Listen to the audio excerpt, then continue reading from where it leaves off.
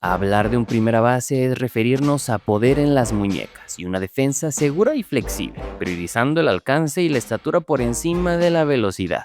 Elegir a los mejores 10 inicialistas de Grandes Ligas es una tarea complicada. Son muchos los jugadores que se desempeñaron la mayor parte de su carrera custodiando la primera almohadilla y acumularon impresionantes números. Estoy seguro de que ustedes coincidirán en al menos 4 o 5 nombres, los que están un peldaño por encima del resto. Los demás están más parejos y ahí debe complicarse más la cosa. Como siempre dejo saber, la polémica va a estar presente. Son más de 10 los que tienen un palmarés impresionante, por lo que algunos inicialistas quedarán solamente entre los que tuve en cuenta, pero les faltó un poco para llegar. Unos se lucieron más a la defensa, fueron verdaderos maestros custodiando la inicial, pero les faltó una mayor producción ofensiva para entrar en mi lista. Pero vamos al grano. Después de analizar la labor de por vida de cada uno de estas superestrellas y el impacto de cada uno de ellos en la época que les tocó jugar. Puedes estar de acuerdo o no con nuestra lista, pero de lo que podremos estar seguros es que marcaron diferencia en sus equipos. Como número 10 tenemos a uno de los bateadores más impactantes en la historia de los Astros de Houston, Jeff Bagwell.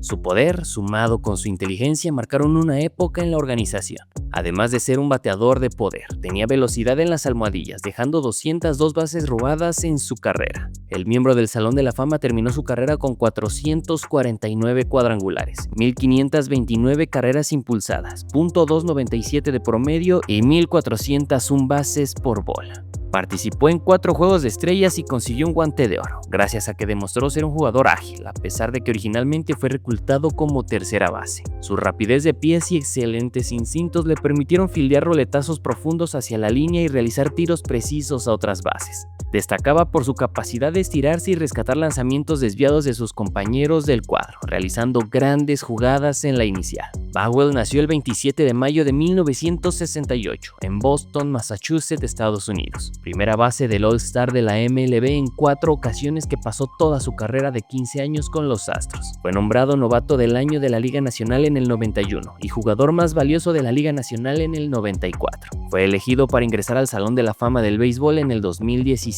Jeff siempre tuvo habilidad para los deportes. En la escuela secundaria jugaba béisbol, baloncesto y fútbol, pero se inclinó por el béisbol y fue seleccionado en la 4ª ronda por los Medias Rojas de Boston en el draft de 1989 de la MLB. Fue adquirido por los Astros en un intercambio de 1990 con los Red Sox, que es considerado como uno de los tratos más dispares de todos los tiempos. En el acuerdo, los Red Sox recibieron al lanzador de relevo Larry Andersen, quien solo lanzaría 22 entradas para el equipo. En 1994 se convirtió en el primer jugador de la Liga Nacional en terminar entre los 2 mejores en promedio de bateo, home runs, carreras impulsadas y carreras anotadas desde el legendario Willie Mays en 1955.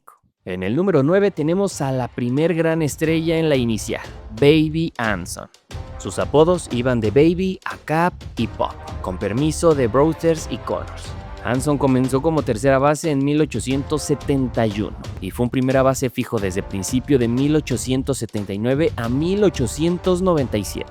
El mejor jugador polifacético del siglo nunca fue muy bueno en el campo, pero es que además de jugar también fungía como manager. Era aclamado como el príncipe de los primera base, el primero en acumular 3,000 hits. Anson mantuvo su formidable bateo hasta el final de su estadía de 27 años en las Grandes Ligas. Hoy es famoso por su racismo y se le concede un papel enorme en la creación y defensa de la barrera del béisbol contra jugadores negros. Lideró su liga en carreras impulsadas en 8 ocasiones y ganó 4 títulos de bateo. Anson medía 1,89 m y pesaba más de 90 kilos. Era el jugador más grande y fuerte durante la década de 1870. Otro ejemplo de otros tiempos. Con este tamaño en nuestros días sería un jugador más. Fue un pionero en el hit and run. En 1878 solamente fue ponchado en 1 ocasión y en 1879 fue pasado por los strikes en 2 ocasiones. Terminó su carrera con 3,435 indiscutibles, 2,075 carreras impulsadas y .334 de promedio de bateo. En 2,152 encuentros que jugó en la inicial tuvo un promedio defensivo de .972. Aquí se debe considerar la época y los implementos que se usaban, con 983 asistencias. En el número 8 tenemos a Harmon Killebrew, que jugó toda su carrera con los Mellizos de Minnesota y demostró poder con sus conexiones, que le permitieron terminar su trayectoria en la liga con 573 bambinazos. Dejó .256 de promedio e impulsó 1584 carreras. Al momento de su retiro terminó como el segundo jugador con más cuadrangulares en la liga americana, después del histórico Babe Ruth. Él es una leyenda de los Mellizos. Los periodistas deportivos lo llamaban Killer. Hizo su debut en Grandes Ligas 6 días antes de cumplir los 18 años. Era un bateador de promedio bajo, estuvo toda su carrera luchando por conseguir un contacto más sólido, pero era un trabajador feroz y debido a esto desarrolló una notable disciplina en el plato. Lideró la liga en bases por bola en 3 ocasiones y a pesar de esos bajos promedios desde 1966 hasta 1971, lideró la liga americana en porcentaje de envasado con .401. No era rápido ni particularmente ágil, por lo que jugar en la defensa siempre fue un desafío, pero jugó en 5 posiciones diferentes y jugaba duro. Como bateador estaba adelantado a su tiempo. Sus números de bases por bola y gran poder de bateo anticiparon nuestros tiempos. Cuando varios factores, los esteroides no son lo menos importante, aunque el entrenamiento con pesas y los avances en la dieta son una parte importante también. Le daría a muchos jugadores la fuerza sobrehumana de Harmon Killebrew. En ese momento, sin embargo, Killebrew era un tipo mucho más fuerte que todos los demás. Él estaba en otra división, era más grande que la vida. La ironía de llamarlo Killer se mencionó muchas veces a lo largo de su vida, pero en el diamante del béisbol realmente encajaba. Harmon fue encaminado intencionalmente más veces que cualquier otro jugador de la Liga Americana en la década de 1960. Sea lo que sea que signifique el miedo en el béisbol, Killebrew lo inspiró. En el plato fue un asesino. Su swing corto y rápido fue la imagen viva de poder.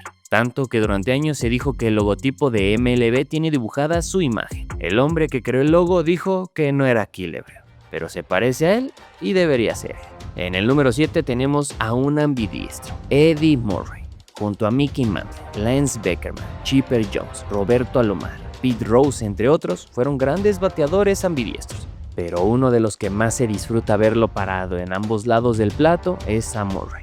La carrera de Eddie Murray abarcó 3 décadas y 21 temporadas con los Orioles, Dodgers, Mets, Indios y Angelinos. El toletero fue elegido para 8 equipos All-Star, ganó 3 premios Guantes de Oro, 3 premios Bat de Plata y un título de Serie Mundial en el 83. Además que fue nombrado novato del año de la Liga Americana en 1977. En su temporada de novato, Murray conectó 27 home runs y remolcó 88 carreras. Murray nunca conectó más de 33 home runs, ni logró más de 124 carreras en una sola temporada, pero fue tan consistente como cualquier otro jugador en MLB. Durante 5 temporadas consecutivas en la década de los 80s, Murray terminó entre los 5 primeros en la votación para el jugador más valioso de la Liga Americana. Finalizó su carrera con 504 home runs, 1917 carreras impulsadas, 560 dobles y 3255 hits. Murray es uno de los inicialistas más completos de la historia.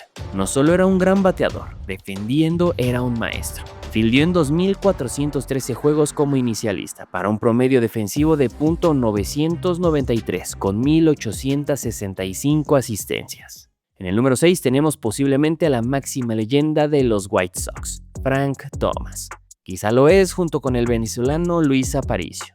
El poder y liderazgo que demostró durante toda su carrera lo llevaron a ser seleccionado al Salón de la Fama. Ganó en 2 oportunidades el MVP, fue 5 veces All-Star y en 4 ocasiones se llevó el Bat de Plata. Los fanáticos del sur de Chicago siempre recordarán a Frank Thomas como el Big Heart y definitivamente como el mejor bateador en la historia de la franquicia y un gran primera base. Thomas tuvo la distinción de ser el exjugador número 28 de las Medias Blancas en ser elegido al Salón de la Fama de Grandes Ligas. Tuvo un promedio de por vida de .301, con 521 cuadrangulares, 1.704 carreras remolcadas y 1.494 anotadas. Tuvo un promedio de envasarse alto de .419 y un promedio de slugging de .555.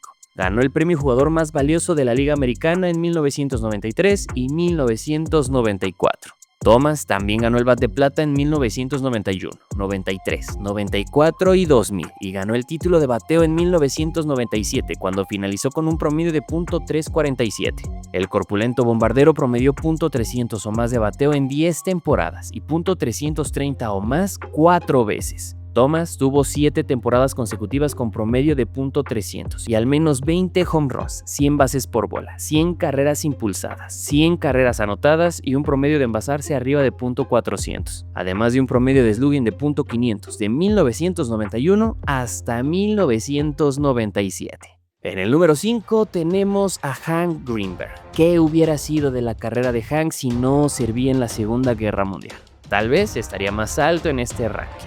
El inicialista de los Tigres de Detroit perdió 4 años en su servicio militar, pero igualmente dejó números resaltantes. Fue 2 veces MVP, en 4 ocasiones lideró la liga en cuadrangulares y ganó 2 series mundiales. En su trayectoria en las mayores coleccionó un porcentaje de .301. Con 521 cuadrangulares, 1,704 producidas, .419 de porcentaje de envasarse y fue selecto al Salón de la Fama en 1956. Entre el servicio militar y otras limitaciones, el martillo hebreo, como le llamaban, no pudo jugar más de 13 temporadas en la MLB, pero fueron más que suficientes para demostrar que ha sido uno de los más grandes inicialistas de la historia. Greenberg remolcó 168 carreras durante la temporada de 1935. Y siguió con 184 carreras impulsadas, aún más impresionante durante 1937.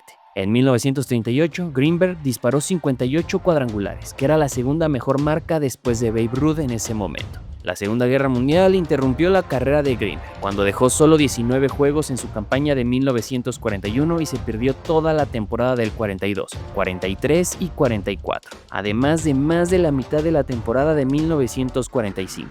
Incluso sin las más de 3 temporadas perdidas debido al servicio militar, Greenberg terminó su carrera siendo 4 veces All-Star, jugador más valioso de la Liga Americana 2 veces, con un promedio de bateo de .313 y 331 cuadrangulares. Además, ganó 2 títulos de Serie Mundial con Detroit. El impacto de Greenberg en los años que jugó fue tremendo, liderando la Liga Americana en cuadrangulares y carreras impulsadas en 4 ocasiones, 2 lideratos en dobles y 1 vez en carreras anotadas, 2 veces en bases por bola y 1 oportunidad en slugging, OPS y en bases totales. Defensivamente no se quedaba atrás. En 1,138 desafíos defendiendo el primer cojín, tuvo un promedio defensivo de .991 de fildeo y realizó 724 asistencias. Entrando en el número 4 tenemos al que es considerado el mejor bateador venezolano de todos los tiempos, Miguel Cabrera. Aunque no toda su carrera fue inicialista, sí gran parte de ella. Comenzó como tercera base y jardinero eventual con los Marlins, pero luego se dedicó a la inicial en buena parte de su trayectoria con los Tigres. Fue ganador de la triple corona de bateo en 2012, 2 veces MVP, tiene 4 títulos de bateo, 12 selecciones al Juego de Estrellas y un título de Serie Mundial. Su placa estará en Cooperstown una vez que cumpla con los requisitos para ingresar. La carrera de Miguel Cabrera empezó con todo, y no solo por el home run de oro que conectó en su primer juego en las mayores el 20 de junio del 2003, ni el bambinazo que le dio a Roger Clemens en el juego 4 de la Serie Mundial de ese año. El inicio de una carrera que probablemente lo termine inmortalizando en Cooperstown en 5 años se remonta a sus tiempos en Venezuela, cuando brilló con sus otros Tigres, los de Aragua, en la Liga Venezolana del Béisbol Profesional. Miguel Cabrera es una leyenda en el béisbol de las Grandes Ligas. En 2012 ganó la triple corona de bateo, siendo el primer bateador en conseguirlo desde 1967, y al mismo tiempo se convirtió en el primer latino en toda la historia del béisbol profesional en conseguir dicha hazaña. En 2022, Cabrera se convirtió en el tercer jugador en la historia con un promedio de bateo superior a .300, más de 500 cuadrangulares y más de 3,000 hits, uniéndose a Hank Aaron y Willie Mays. Además, es el segundo latino con más hits conectados en toda la historia de la MLB. Desde su debut en 2003, en 2 ocasiones fue ganador del premio MVP, 4 veces campeón de bateo de la Liga Americana y 11 veces campeón de bateo de todas Grandes Ligas. Cabrera jugó en la primera y tercera base durante la mayor parte de su carrera en Grandes Ligas, pero jugó principalmente en el jardín izquierdo y derecho antes del 2006. Miguel fue firmado en 1999 como agente libre, aficionado por los Marlins de Florida.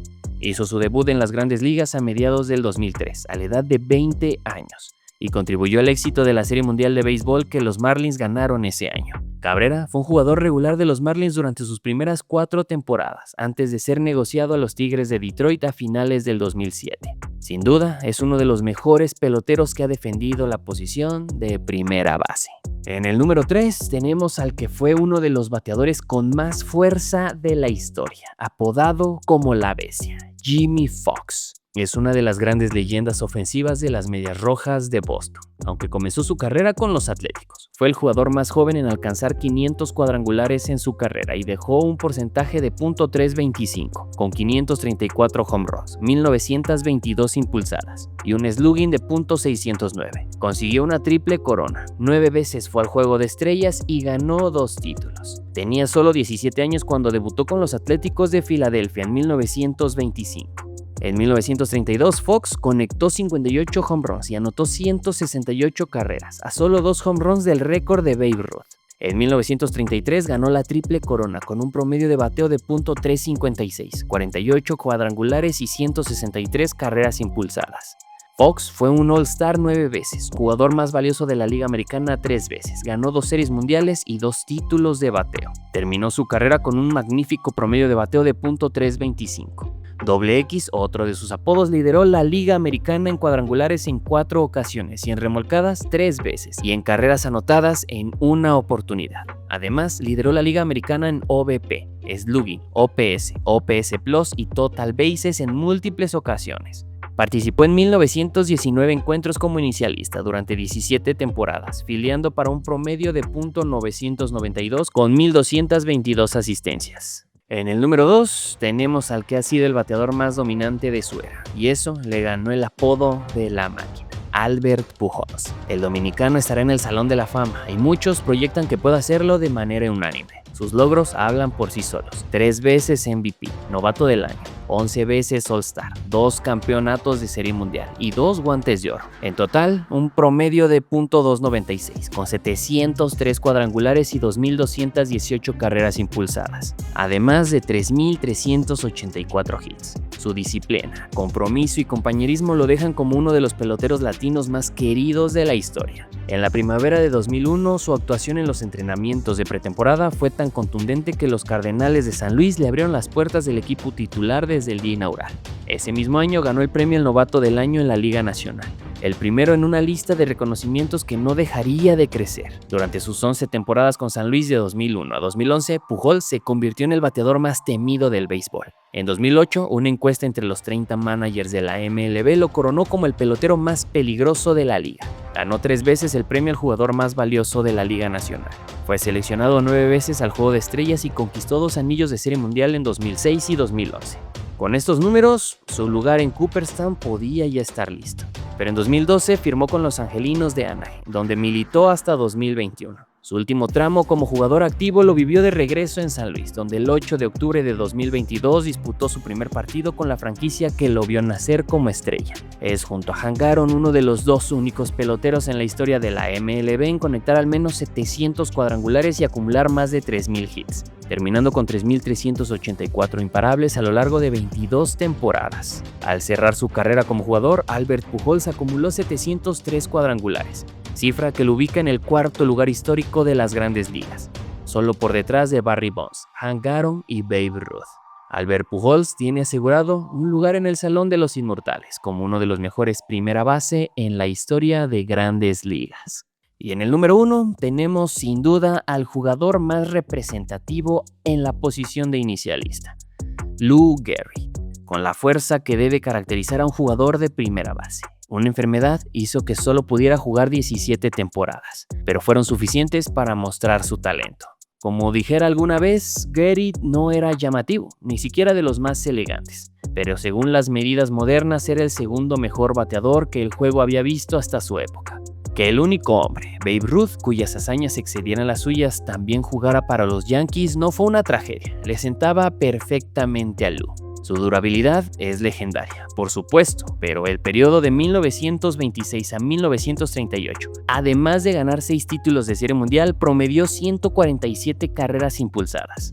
Una cifra que muchos miembros del Salón de la Fama de Gran Poder nunca pudieron romper, hasta que Cal Ripken Jr. lo hizo en 1995. Gehrig fue uno de los mejores bateadores del béisbol que jamás haya subido al plato. Con solo 24 años de edad conectó 47 cuadrangulares con 173 carreras impulsadas en 1927. Esto mientras bateaba atrás de Ruth.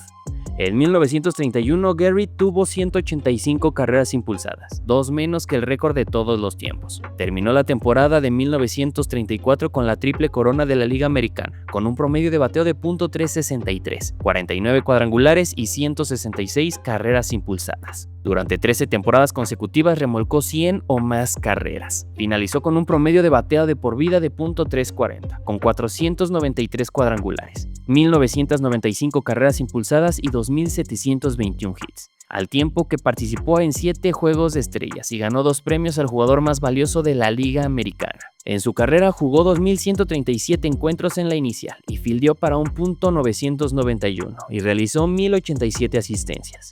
Gehrig fue consagrado al Salón de la Fama después de retirarse en 1939 debido a una escoliosis lateral amiotrófica, más tarde llamada enfermedad de Lou Gehrig, que le quitó la vida 2 años después. Y ahí lo tiene, los 10 mejores primera base en la historia de las Grandes Ligas, una posición que durante más de un siglo ha sido hogar de algunos de los bateadores más temibles, consistentes y dominantes que ha visto el deporte. Pero como siempre ocurre con este tipo de rankings, habrá nombres que para algunos debieron estar más arriba, otros quizá merecían entrar a la lista y algunos que quedaron injustamente fuera. Y esa es precisamente la grandeza del béisbol. Cada generación tiene sus héroes y cada aficionado tiene sus propias leyendas. Es por eso que ahora quiero leerlos a ustedes. ¿Están de acuerdo con que la estrella de Nueva York ocupe el primer lugar o pondrían a Albert Pujols como número 1? ¿Creen que Miguel Cabrera merecía estar más arriba? Y déjenme su ranking en los comentarios y debatamos como buenos amantes del béisbol.